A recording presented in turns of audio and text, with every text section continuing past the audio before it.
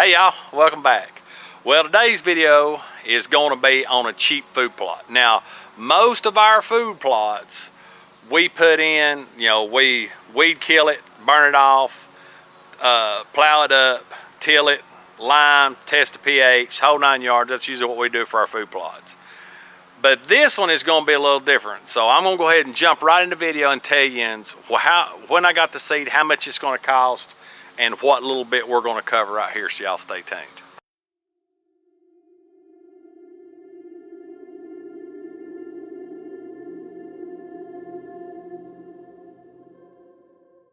Okay, a little bit of a backstory. So last year, y'all remember this from 2021 season, you've seen a lot of videos here.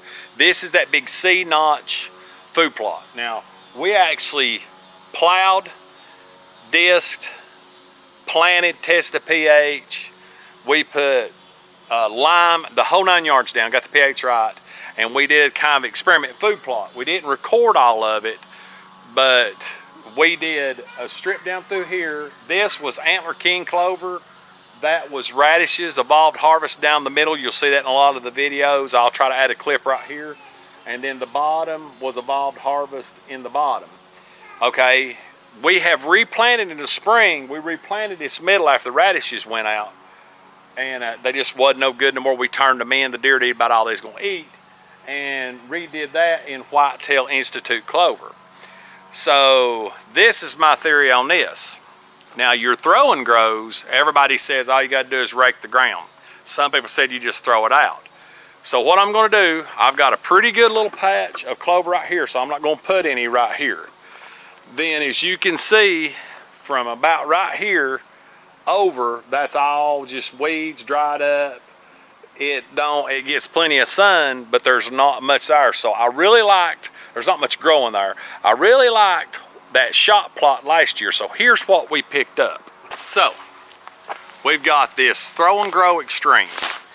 It's a no-till mixture. I got this on clearance. It was less than half price after fall. Plant dates for Tennessee in our area is September to mid-October. The only reason we're planting this so early is because we're fixing to have a whole week's worth of rain. So we're going to put this down first, and then we're going to put shot plot on top of it, because shot plot is what really set that one food plot off up there. So I'm going to go ahead and set the cedar and put this on first. And like I said, we're only going to go pretty much from this tree over. My stand is right here. And then like I said, the salt lick and the trail camera, we'll probably even drop one of the buckets out to collect some water in for the deer. So we'll go ahead and get everything set up and get spreading this. Get it, boy.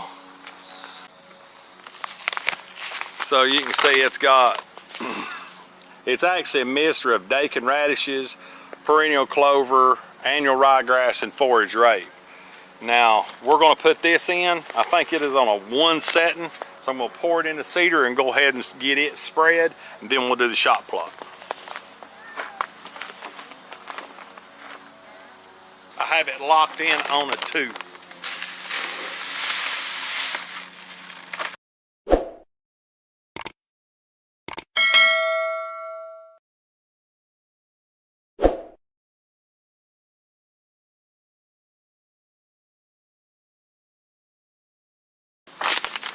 So now we're going to add shot plot. Same dates. It basically says mid-August to September on this. For our region, it's going to have forage rape and turnips. And that one food plot that had that big monster come out and that 8-pointer was in it last year, I think is on episode 3 or 4. That's what was on that food plot. The big lush green stuff was this.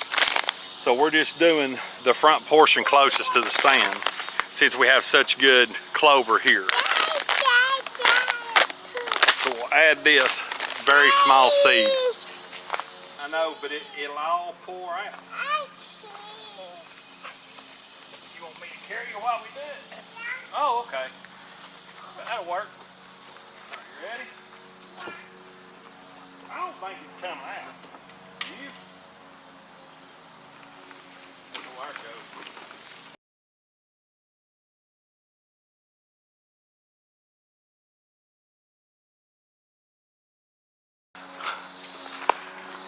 Well, so like I said, the basic reason of this is to try to see if the no-till is truly no-till. Now I know they say to run a rake, to mow, to do all this other stuff, but we'll do that on another video on a big food plot. But this was clearance seed that I wanted to try to see in case somebody need to do this way back in the woods.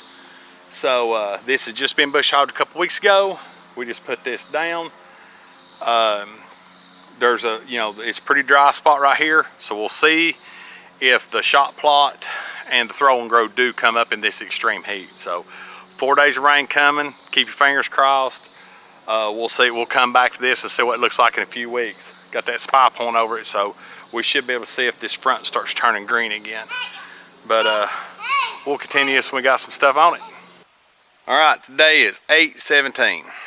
So we're back down here at the food plot to see. We had real good rain for 3 or 4 days.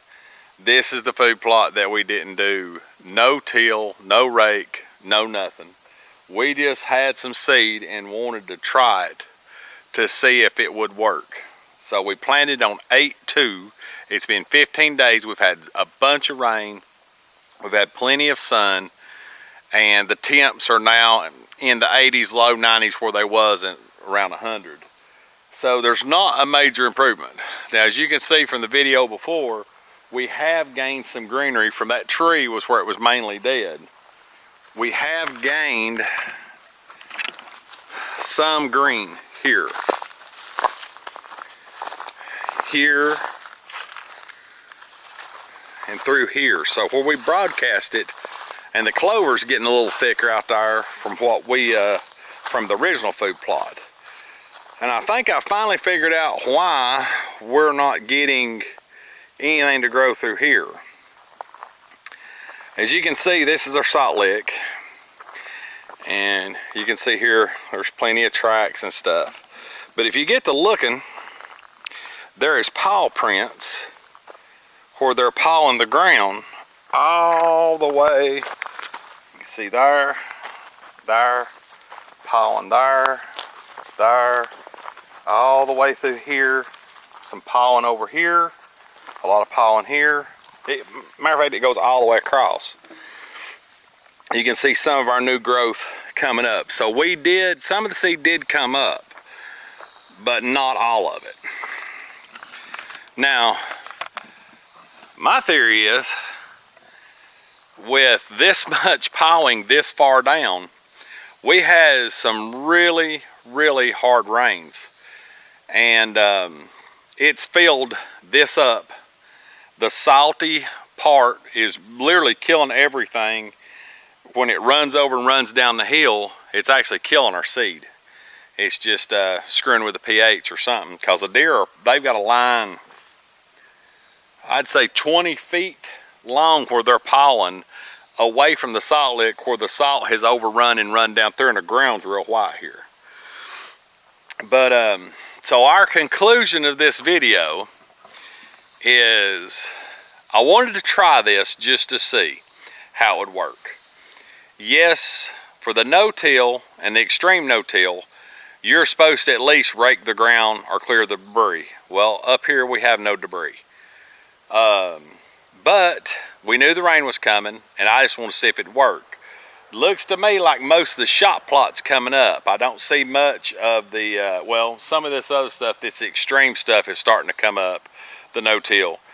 But hopefully, as you watch the videos through Piney Live 2023, from me hunting this stand, and I'll probably be here in the velvet, hopefully we'll see this kind of green back up a little bit more than what it is now. I'm really impressed how much it's greened up, but it would have done a lot better if we'd have raked over it, maybe drug it, loosened up the dirt on top, and put it on.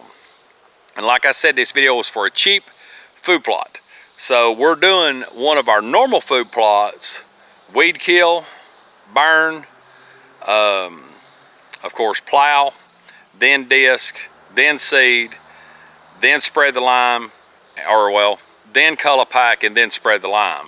So you'll be seeing that video coming up soon. Of course, we've got to let the weed killer work good too. But the last video I released on prepping this stand when I cut the limbs, This is probably where I'll be hunting the velvet hunt, which is actually, there's been some confusion in my videos. People saying they can't find it in the book. It's actually a private land antler hunt, private lands only antler hunt. So it's the end of August. If you look in your book in Tennessee, it's on page 26.